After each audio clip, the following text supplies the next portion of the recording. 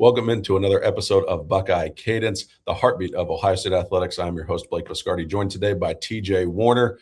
TJ, we have a big show. Ohio State's recruiting class is taking shape. There's some big commitment dates up ahead. We see DGG's up ahead. We know Karlos May has a big decision looming.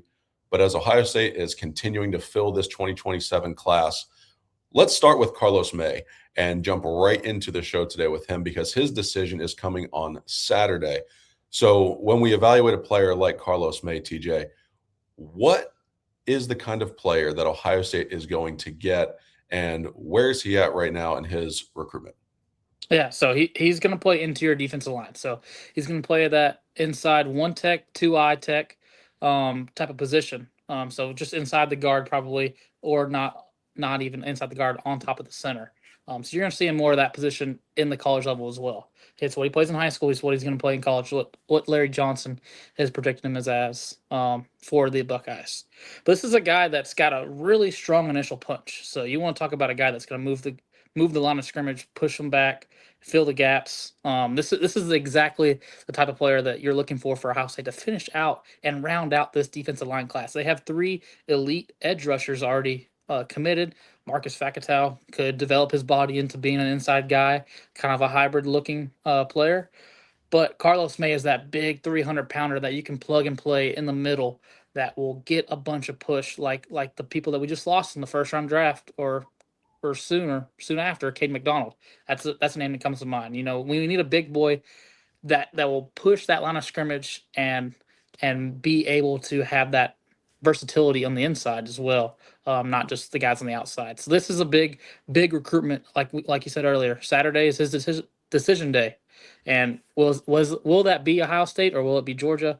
We think it's going to be Ohio State at the end of the day, and we feel pretty confident about that. And TJ, you're mentioning a guy like Cade McDonald, and we saw the impact that he made at Ohio State, especially in his final season last year.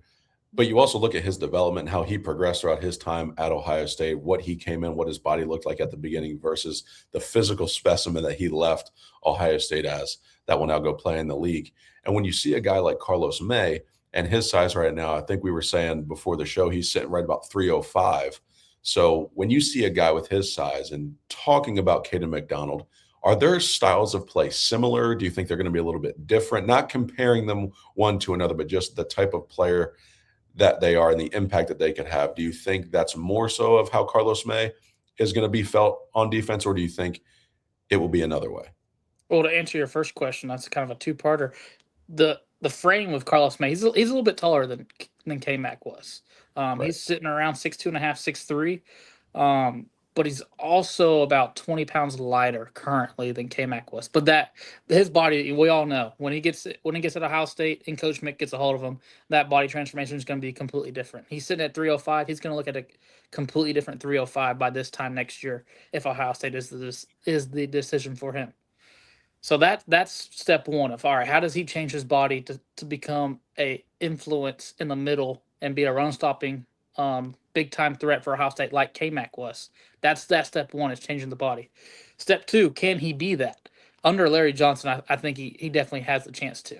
I think this defensive line class could be the best defensive line class in Ohio State recent history, only really comparing to that 2021 class where you have Jack Sawyer, JTT, Tyleik Williams, Mike Hall. I mean, this is a group that compares to that group. And people are starting to take shape and take notice of, like, all right, if we add our one big boy up front and we think that's Karlos May Saturday, we can really have the chance to have that type of defensive line class again. And he has the ability to develop into somebody like that. He has a potential. You don't want to put that type of restriction on him early, like, all right, I think he's going to be a fringe first-round draft pick. It's hard to, say that to a 17-year-old kid out of high school. But knowing Karlos May, talking to Karlos May, he has all the right intangibles up here to make sure that he can get to that point. And I don't think anything's going to stop him until he gets to that point. So I think he can, but projecting that, I don't want to say, all right, he's going to be a K-Mac difference maker up front or a Tyleik Williams difference maker up front. I think he could very well easily come in and be a Tywone Malone, like we saw him play last year, pretty easily, and come in and be a rotational starter for 2 years at the bare minimum. But his ceiling could be turning into hey, this guy could be a fringe first round, second, third round guy as well. Yeah, it's always good to level set with players when they're coming in like this instead of placing the expectations of the Mhm. world right on top of them. I mean, you do have your exceptions to the rule, like a Jeremiah Smith, but again, level setting like that is important. And TJ, this recruiting class, Marcus Facatao, and then if it is Karlos May joining the Buckeyes on Saturday, how big would that be for Larry Johnson and Ohio State to have this defensive line class shake out the way that it is and really become an anchor unit in this 2027 class as that class then grows together? When you look at the pieces on Ohio State's roster currently, and then you see what they're bringing in this 27 class, but then this D line in particular, I know we'll talk about the full set of the trenches later on in the episode, but just the defensive line itself, when you can have a pass rush that is feared and when you can have run stoppers up the middle and you don't need to add linebackers or you can get pressure with four, stop the run with four, life gets made so much easier. So how important would it be for the Buckeyes to land Karlos May and then to have these players all grow together throughout their 3 or 4, maybe even 5 years in Columbus? Well, it's immensely important, not only for Ohio State, for Larry Johnson to show to the fan base again that he can still recruit at a high level. People were starting to doubt him. He missed on Keon Keeley, missed on like Marquise Lightfoot, Justin Scott flipped. They were starting to creep doubt in the fan base's mind of like, oh, is Coach Johnson still got it? Well, I promise you, after this class and hearing what these guys are saying about Coach Johnson, he has more than still got it.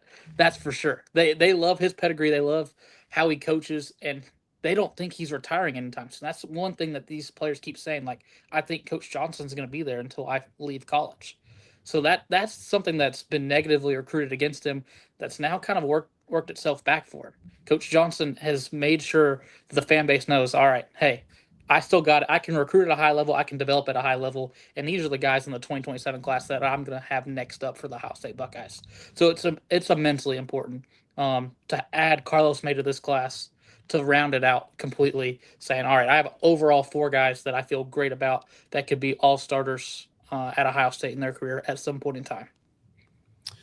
And then TJ too, just again parlaying off these big names in this recruiting class for Ohio State. Let's go to David Gabriel Georges. This is the recruit everyone's been talking about. He has the attention of the entire college football world, knowing that decision is between Ohio State and Tennessee. And no one has been more dialed into his recruitment, even before everyone knew his name, than you because of how early that you were able to identify him in the relationship that you've been able to form over this recruitment.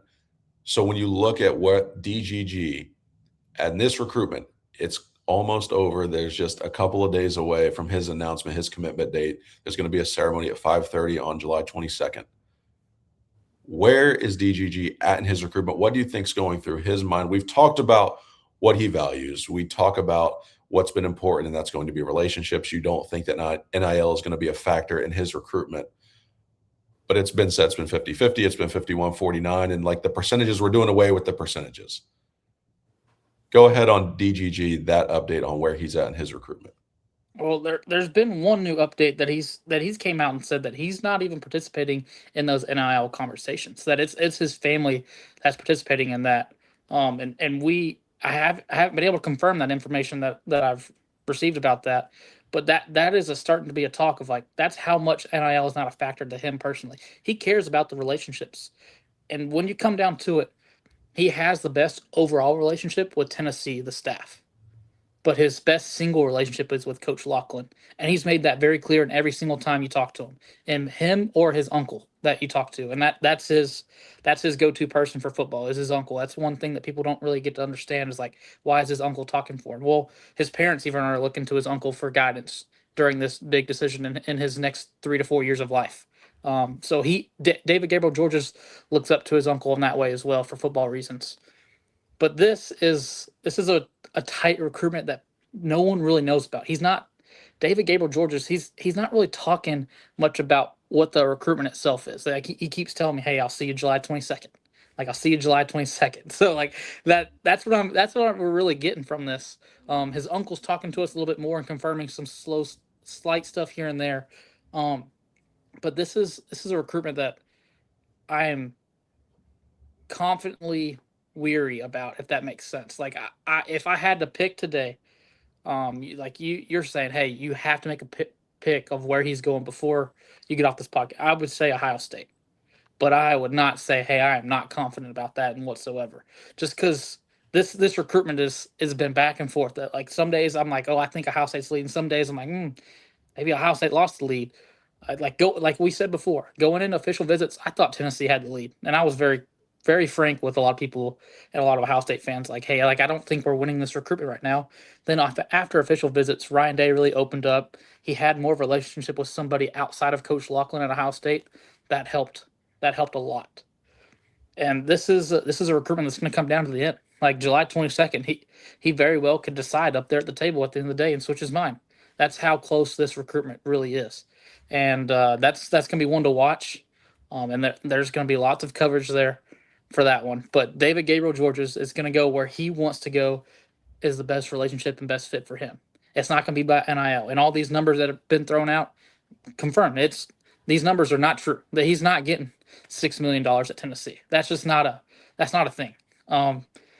And don't think that Tennessee is widely ahead of Ohio State either in NIL. And Ohio State's putting a pretty penny towards David Gabriel Georges as well. But they're not throwing $6 million at him. Neither school is. And that's just not the case. But David Gabriel Georges, like we said earlier, he's going where he feels he has the best relationship and fits best. And that very well could be Tennessee. And Ohio State fans got to start realizing that now. Like, he might think he fits better at Tennessee. And that's very possible. But I'm going to go ahead and stay with my pick at Ohio State currently until I flip possibly towards the end. TJ, with this recruitment, you're talking about how close to the vest that this has been. That's something you've said consistently this entire time. You've talked about the relationships, and then we see on Twitter, he posts that Instagram story of him cutting his hair, and then everyone's reading into this like, well, there's a policy of this team that has this. And it's almost like the public is grasping for straws because there's so little real intel out there because of how close that they're playing it. And then also, I think one thing I want to go back to that you mentioned was Ryan Day opening up on the official visit. And we talked about that before on previous shows, but just how much that could mean to a guy like David Gabriel Georges. Like, is it again like it was with Chris Henry? Enter Sandman is playing and Ryan Day is running in to the office there to close out this recruitment because of how great a relationship he has with Karlos Laughlin. Do you think Ryan Day coming in as the closer, parlayed with his relationship with Laughlin, would be the thing that locks it up for Ohio State at the end of the day if this is the school that he chooses? Do you think that is how that would play out for the Buckeyes, or do you think, again, it would just be that relationship with Laughlin? Yes, it's great that Coach Day opened up, but then he also pairs that with, hey, I'm going to be developed here. And that's the hallmark of Ohio State, is developed here. And they have testimony for it every single year, especially at the running back position. Yeah, I think that's definitely a key factor that made Ohio State actually still in this race was Ryan Day and the relationship they built at the official visit that he took. If Ryan Day didn't open up, I think he would probably already have a bunch of crystal balls to Tennessee right now. Everyone would flip their predictions to Tennessee, and we would just know going into July 22nd, all right, it's Tennessee. There's nothing to do. But Karlos Laughlin's kept Ohio State in this, and Ryan Day is helping close it. And when you have those two working side by side and Ryan Day's making sure it's a priority, that's when you know how big this recruitment is. If he goes to Tennessee, it's a loss for Ohio State. I'll be honest, it's a very big loss for Ohio State. It's not like we don't want him. Ohio State wants this guy badly, and Ryan Day's proving that he wants him badly. Now, can he make that last ditch phone call like he did for Chris Henry, and make sure the light switch flips for David Gabriel Georges, and it's just like, all right, yeah, I'm a Buckeye. Can he do that? I don't know if he can do that yet, but I will say, like, they called Karlos Laughlin a family friend. Like, Karlos Laughlin has learned to speak French and Haitian to make sure he's communicating to his family. Like, that's a big deal. He keeps saying he has a better relationship overall with Tennessee, but Karlos Laughlin is the reason Ohio State's still in this. Can Ryan Day close it out, though? That was the thing that I wanted really the fan base to understand, and the people listening, was how important that it was for one, Ryan Day to do that, but also the impact of that, because a lot of times these recruitments, yes, they go with the position coach. You're going to have a relationship with the offensive coordinator and the head coach. And again, they all know each other and they build the relationships over time, especially once they get on campus. But Ryan Day coming in to close the way that he did, the significance of that to the fan base and to this recruitment in particular, and the emphasis that Ohio State has placed on David Gabriel Georges. TJ, Ohio State it's been 2 cycles that they have focused on DGG here to be, we're all in on this prospect and we have to land him. So, one, you take that, but two, if Ohio State does miss on him, what would the plan be if he does choose Tennessee? There's a good chance that they try to turn back on some of the guys they brought in for official visits at the running back position, or almost brought in for official visits at the running back position this cycle. That they will turn back and try to persuade, maybe boost up their NIL offer there. A couple names come to mind: Nigel Newkirk and Jaden Miles. But those guys found out real quickly that they weren't the number one option, and they weren't having anything of it. One committed to Florida State, one committed to Alabama. So those will be two tough guys to, hey, now we do want you. It's kind of tough to come back in that door.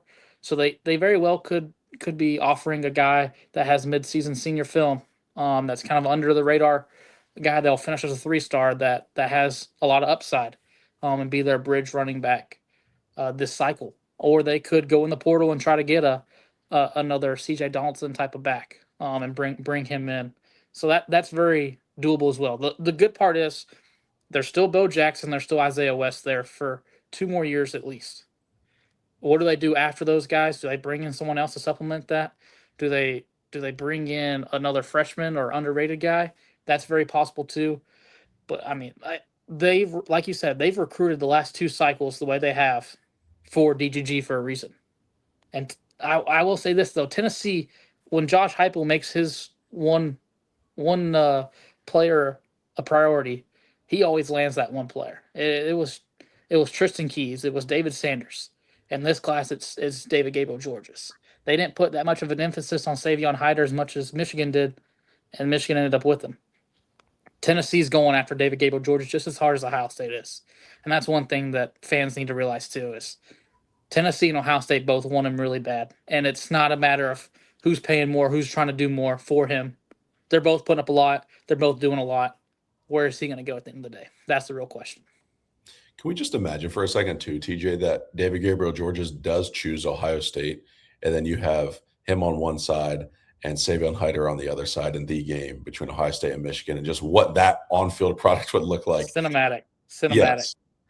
Just the stories of running backs in that game, the lore of running backs in that rivalry, of all of these players who have made their names known. And then you have 2 of the biggest recruits in this era at that position, then playing on opposite sidelines in the biggest rivalry in sports on the biggest stage in rivalry week. And I think that would just be phenomenal to see those 2 duke it out in scarlet and gray and maize and blue. I would love it. Those would be 2 of the premier backs in recent classes that have not gotten enough love, national attention yet. That's going to get a lot of love nationally very quickly once they become college football superstars very quickly. Oh, there's no doubt about that. And TJ, speaking of players who could become college football superstars, do we think Brady Edmunds has that potential? This is a big name here for Ohio State because he's been a commit. But all of a sudden, UCLA is making this late push, and it feels like Brady Edmunds has a decision to make, and he actually does have a decision to make. Is he going to stick with Ohio State? Is he going to flip to UCLA? And we saw him in Columbus on his camps. He had his visit.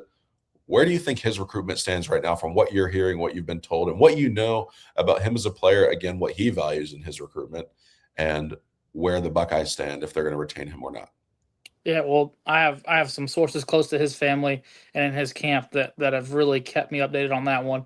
And this is a commitment that he was told, hey, they want to bring in 2 quarterbacks. And that first name that came to mind was, all right, they're going to go try to get Flip Trey Taylor. Well, that did not happen. That's not going to happen for Ohio State either. I want to make that very clear for Ohio State fans. If Brady Edmunds goes to UCLA, it does not mean Trey Taylor's coming to Ohio State. I hate to break it to Ohio State fans and break their hearts, but that's not the case. Ohio State does want to bring in 2 quarterbacks in this class because of the uncertainty of the future. Just because they don't think they're going to be able to bring in a transfer portal guy that wants to be a backup. It's going to be hard to bring in a guy that really to compete with that role next year for either Tavian St. Clair or if Julian Sain comes back. It's going to be hard to bring in a guy that really wants to compete for a backup position.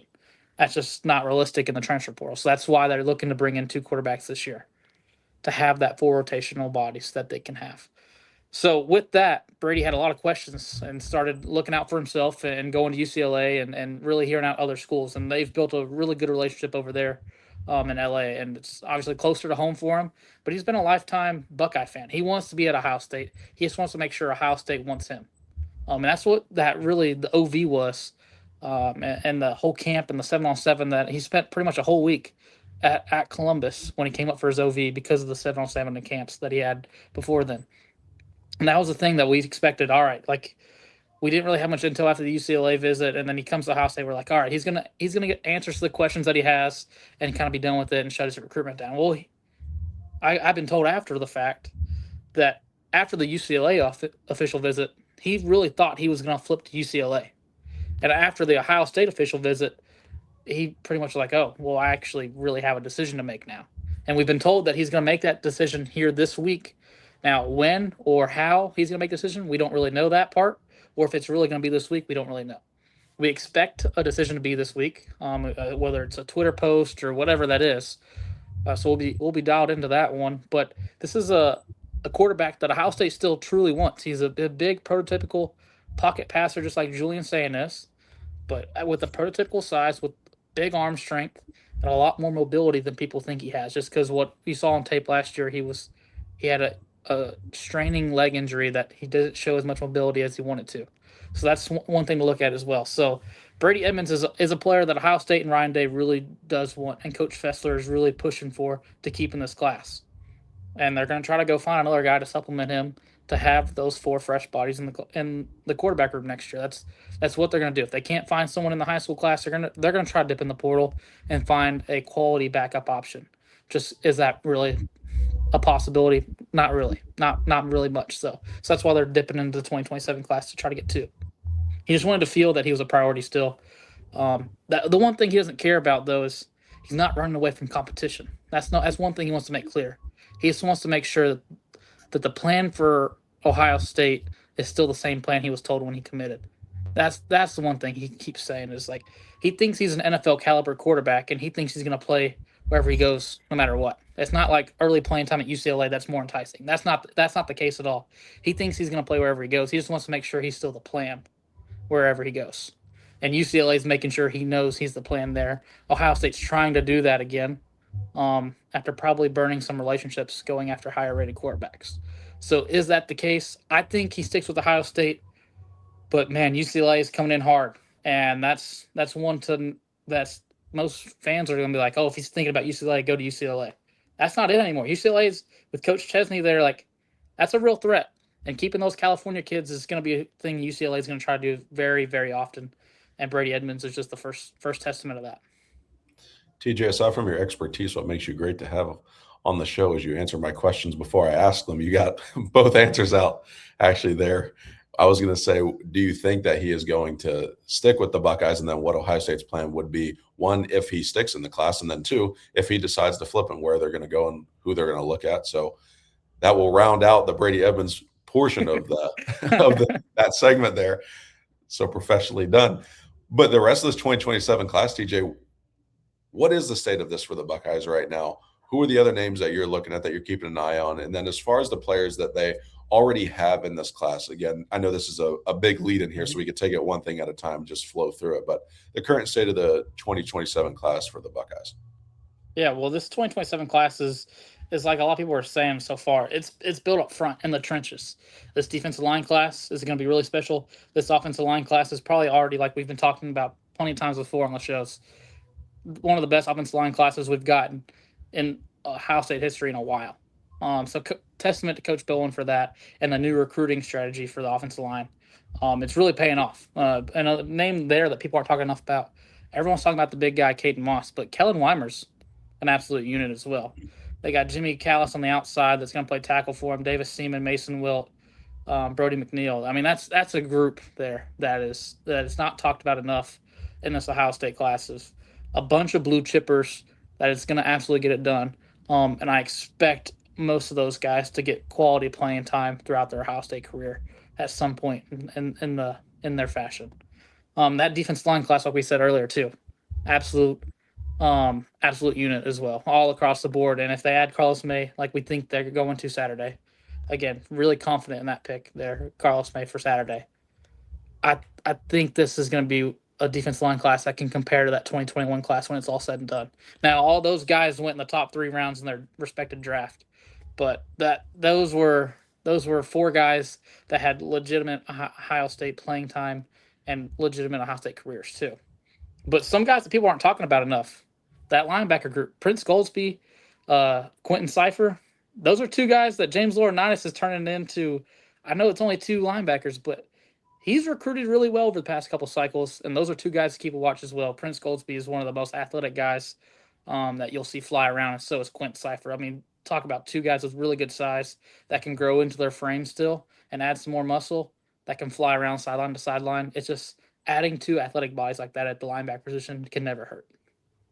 TJ, when you look at this class, like you're talking about up front in the trenches and how well the Buckeyes have recruited up front on the offensive line and the defensive line, and knowing, especially playing at the top echelon of college football, that it starts up front in the trenches on both sides. We've seen Ohio State lose games before because of the trenches not being shored up, where they either couldn't get home to the quarterback on defense or they couldn't protect the quarterback on offense, that being the plaguing trait of the 2025 team last year against Indiana and Miami, the 2 best pass rushes they saw, couldn't protect Julian Sayin, and they couldn't effectively run the ball. But when you see Ohio State recruiting this well, again, knowing what's on the roster right now, this class all comes together.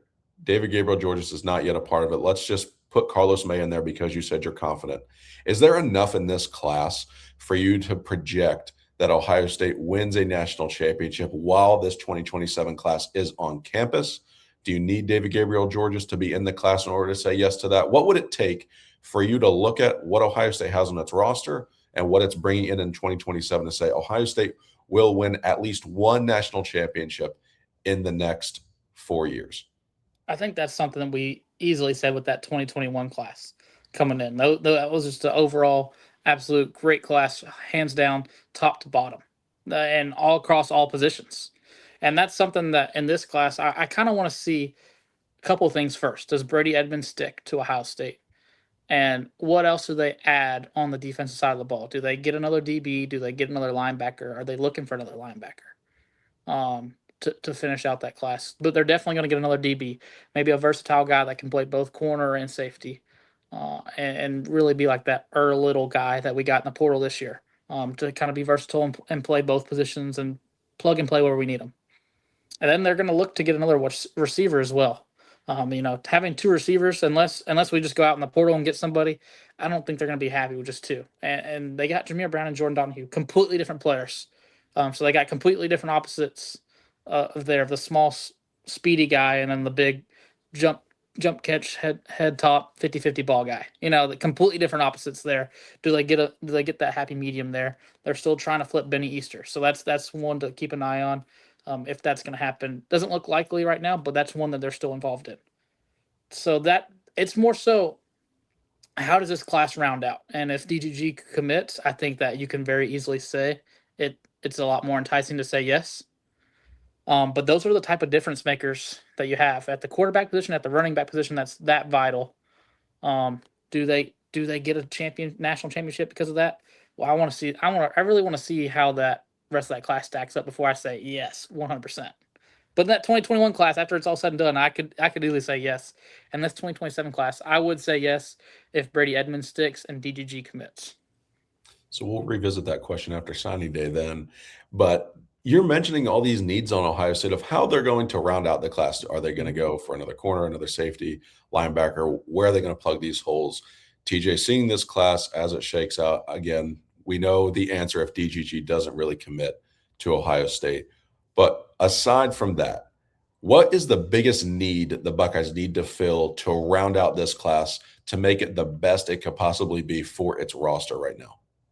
I would lean more towards the DB. Who do they get as that extra DB safety corner type guy? They have 2 safeties, 2 corners currently committed: Deontay Malone, Angelo Smith, Eli Johnson, and Jaden Carey.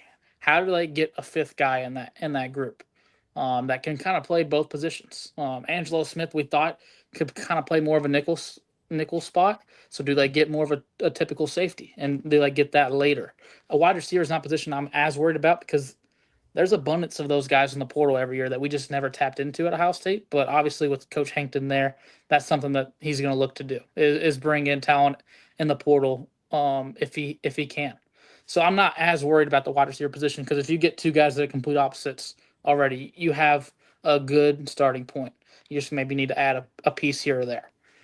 But how do they bring in either a safety or a corner to finish that DB class? Because this is not a DB class that they're spending a lot on because they had a really good corner and safety group last year. Let's just be honest. But I do think Eli Johnson's a guy that's not talked about enough. I mean, this is an absolute stud out of Texas that's going to come in and fight for playing time pretty early in his Ohio State career. So that's one to keep an eye on. But do they add a safety opposite of him that's really going to push for playing time early?